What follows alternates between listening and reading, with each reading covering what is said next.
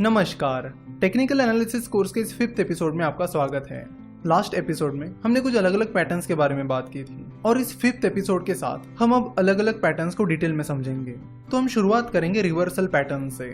Reversal patterns को आप reversal signal या फिर रिवर्सल इंडिकेटर्स भी कह सकते हो। तो रिवर्सल पैटर्न से हमें ये समझ में आता है कि जो ट्रेंड चल रहा है वो चेंज होने वाला है, यानी अगर बुलिश ट्रेंड चल रहा है तो बुलिश ट्रेंड चेंज होने वाला है और अगर बियरिश ट्रेंड चल रहा है तो बियरिश ट्रेंड चेंज होने वाला है।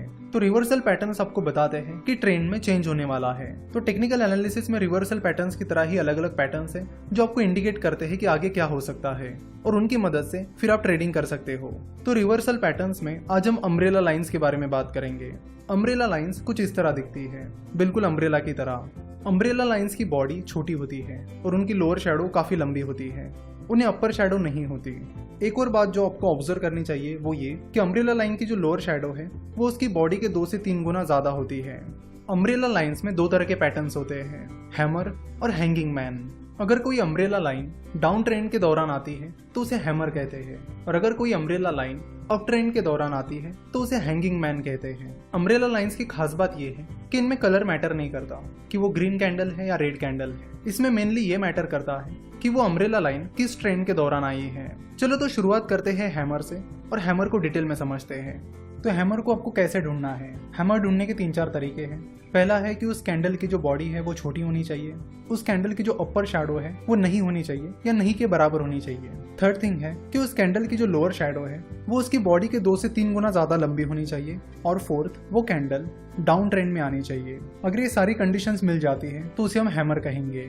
हैमर में हैमर ग्रीन कलर की है या रेड कलर की ये ज्यादा मैटर नहीं करता, तो आपको बस हैमर देखनी है, उसका कलर नहीं। तो यहाँ स्क्रीन पर आप हैमर को देख सकते हो। ये हैमर डाउन ट्रेंड के दौरान आया है। देखो, हैमर में कैंडल का कलर तो मैटर नहीं करता है, लेकिन अगर वो कैंडल ग्रीन कैंडल है यानी बुलिश कैंडल है तो वो एक और अच्छी बात मानी जाती है। तो चलो देखते हैं कि हैमर से हमें क्या इंडिकेशन मिलता है और हैमर हमें क्या बताता है। अगर आप हैमर को डिटेल में ऑब्जर्व करोगे तो आपको पता चलेगा कि मार्केट ओपन होने के बाद बाद में निचले स्तरों पर चला गया और उसका लो उसकी ओपनिंग प्राइस से काफी नीचे रहा है, लेकिन बाद में उसकी शेयर प्राइस बढ़ने लगी और वो शेयर प्राइस बढ़ते बढ़ते दिन के आखिर तक वो शेयर प्राइस उसके हाई के पास जाकर क्लोज हुई।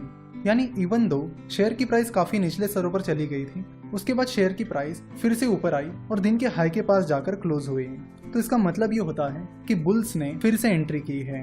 यानी अच्छी खासी शेयर प्राइस गिरने के बाद और अपने दिन के लो को टच करने के बाद बुल्स ने एंट्री की है और फिर जाके शेयर की प्राइस बढ़ते बढ़ते दिन की हाई प्राइस के पास जाकर क्लोज हुई। जैसे कि आप देख रहे हो कि इस हैमर से पहले मार्केट लगातार गिर रहा था और फिर अचानक से हैमर के दिन बुल्स ने मार्केट में एंट्री की है और इस बियर मार्केट में बुल के आने से ये माना जाता है कि मार्केट में चेंज हो सकता है।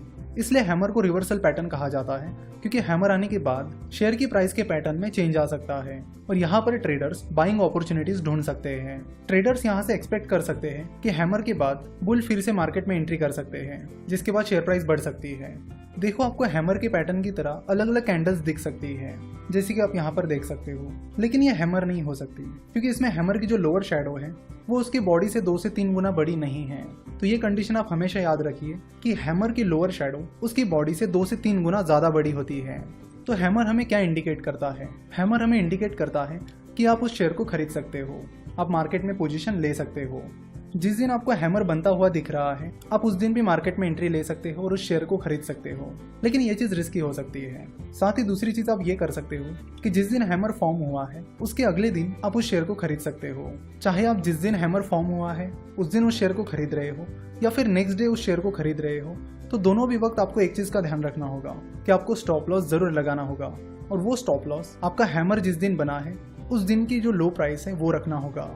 तो अगर आपको स्टॉप लॉस क्या होता है ये पता नहीं है तो आपको बता दूं कि स्टॉप लॉस आपके लॉस को लिमिट करने में हेल्प करता है। जैसे कि मान लीजिए आपने 100 रुपीज में कोई शेयर खरीद लिया है और आपने 98 रुपीज का स्टॉप लॉस लगा दिया है, तो जैसे ही शेयर प्राइस गिरने लगेगी और 98 रुपीज तक पहुंच जाएगी आपके शेयर्स ऑटोमेटिकली सेल हो जाएंगे। तो आगे चलकर अगर वो शेयर 98 रुपीज से भी नीचे चला जाता है तो भी आपको उससे फर्क नहीं पड़ेगा, क्योंकि आपके शेयर्स बिक चुके हैं और आपको 2 रुपए पर शेयर का लॉस हुआ है। तो स्टॉप लॉस आपको लॉसेस को लिमिट करने में हेल्प करता है और ट्रेडिंग करते वक्त स्टॉप लॉस कंपलसरी होता है, आपको स्टॉप लॉस यूज करना ही करना है। मान लेते कि जिस दिन ये हैमर फॉर्म हुआ उस दिन की लो प्राइस 500 रुपीज थी, तो इसका मतलब है कि अब हैमर जिस दिन फॉर्म हुआ उस दिन उस शेयर को बाय कर रहे हो या फिर उसके अगले दिन उस शेयर को बाय कर रहे हो, तो भी आपको जो स्टॉप लॉस है वो 500 रुपीज रखना होगा, जो कि हैमर जिस दिन फॉर्म हुआ उस दिन की लो प्राइस थी। तो ये हो गई हैमर की बात। हैमर ट्रेंड के बाद अब बुल ट्रेंड एक्सपेक्ट कर सकते हो और उस शेयर को खरीद सकते हो।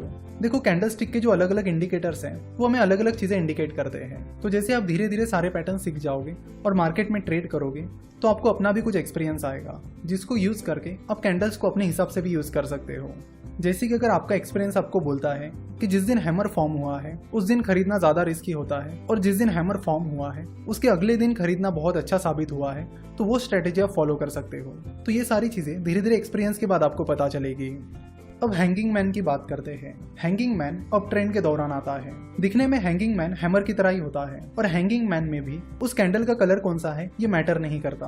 अगर आप सोच रहे हो कि हैंगिंग मैन और हैमर में कैंडल का कलर मैटर क्यों नहीं करता है, तो उसका जवाब है कि हैंगिंग मैन और हैमर इनकी जो बॉडी होती है वो बहुत छोटी होती है, इसलिए अगर वो बॉडी ग्रीन भी है या फिर रेड भी है तो भी उसका मतलब यही होता है कि उस पर्टिकुलर दिन शेयर की प्राइस उसके हाई प्राइस के पास जाकर क्लोज हुई है। चाहे वो ग्रीन कैंडल हो या रेड कैंडल, उसकी शेयर प्राइस उसके हाई प्राइस के पास जाकर ही क्लोज हुई है। इसलिए हैमर और हैंगिंग मैन दोनों में कैंडल के कलर को ज्यादा इंपॉर्टेंस नहीं दिया जाता। तो हैंगिंग मैन की कंडीशंस क्या क्या है? उस कैंडल की बॉडी बहुत छोटी होनी चाहिए, उसकी अपर शैडो नहीं के बराबर होनी चाहिए और उसकी लोअर शैडो उसकी बॉडी से 2 से 3 गुना लंबी होनी चाहिए। साथ ही वो कैंडल अप ट्रेंड के दौरान आनी चाहिए। तो हैंगिंग मैन से हमें क्या पता चलता है? हैंगिंग मैन से हमें पता चलता है कि मार्केट में ट्रेंड चेंज होने वाला है और बियर्स मार्केट में एंट्री कर सकते हैं, जिसके बाद शेयर की प्राइस गिर सकती है। चलो तो हैंगिंग मैन के कैंडल को देखते हैं। जैसे कि हमें पता है हैंगिंग मैन अप ट्रेंड के दौरान आता है, यानी हैंगिंग मैन आने से पहले बुलिश मार्केट चल रहा है जिसमें शेयर की प्राइस लगभग हर दिन बढ़ती जा रही है। और उस बुलिश ट्रेंड के बीच अगर हैंगिंग मैन आता है तो उससे हमें समझ में आता है कि बियर्स ने मार्केट में एंट्री कर ली है, क्योंकि जैसे कि आप हैंगिंग मैन कैंडल को देखकर समझ सकते हो कि हैंगिंग मैन कैंडल की लोअर शैडो बहुत लंबी है। इसका मतलब है कि उस दिन बियर्स ने मार्केट में एंट्री कर ली थी, शेयर प्राइस काफी गिरी थी, लेकिन बियर्स मार्केट में वो मोमेंटम बनाए नहीं रख पाए और दिन के आखिर तक शेयर प्राइस उसके हाई प्राइस के पास जाकर क्लोज हुई। तो यहाँ पर पॉइंट आउट करने वाली चीज ये है कि उस अप ट्रेंड के बीच ये हैंगिंग मैन आ गया जिस दिन शेयर की प्राइस काफी ज्यादा गिर गई थी, यानी बियर्स ने उस दिन एंट्री कर ली थी। तो हैंगिंग मैन के बाद उस स्टॉक में सेलिंग अपॉर्चुनिटीज मिलती है, यानी हैंगिंग मैन पैटर्न के बाद आप उस स्टॉक में शॉर्ट सेलिंग कर सकते हो। अब ये शॉर्ट सेलिंग क्या होती है और कैसे काम करती है? सो जब आपको लगता है कि कोई स्टॉक गिर सकता है तब आप उसमें शॉर्ट सेलिंग करके प्रॉफिट कमा सकते हो। शॉर्ट सेलिंग में जब शेयर की प्राइस गिरती है तब आपको प्रॉफिट होता है।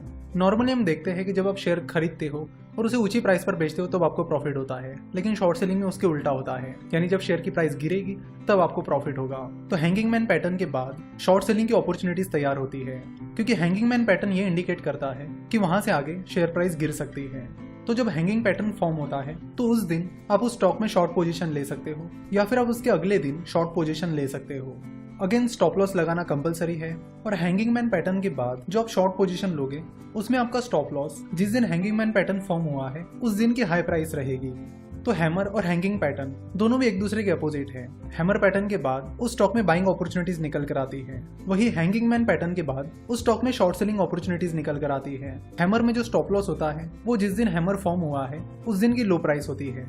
वही हैंगिंग मैन के बाद जो शॉर्ट पोजीशन आप लेते हो उसका स्टॉप लॉस जिस दिन हैंगिंग मैन फॉर्म हुआ है उस दिन की हाई प्राइस रहती है। आप अपने रिस्क कैपेसिटी के अनुसार या तो जिस दिन हैंगिंग मैन पैटर्न फॉर्म हुआ है उसी दिन शॉर्ट पोजीशन ले सकते हो या फिर उसके अगले दिन शॉर्ट पोजीशन ले सकते हो।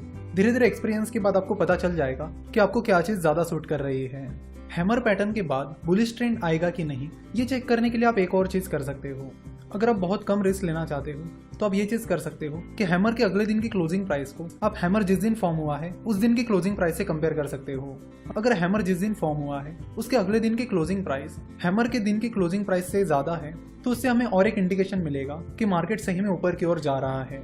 तो इस तरह की चीजें भी आप कर सकते हो। सिमिलरली आप हैंगिंग मैन पैटर्न के दिन और हैंगिंग मैन पैटर्न के अगले दिन की क्लोजिंग प्राइस को कंपेयर कर सकते हो।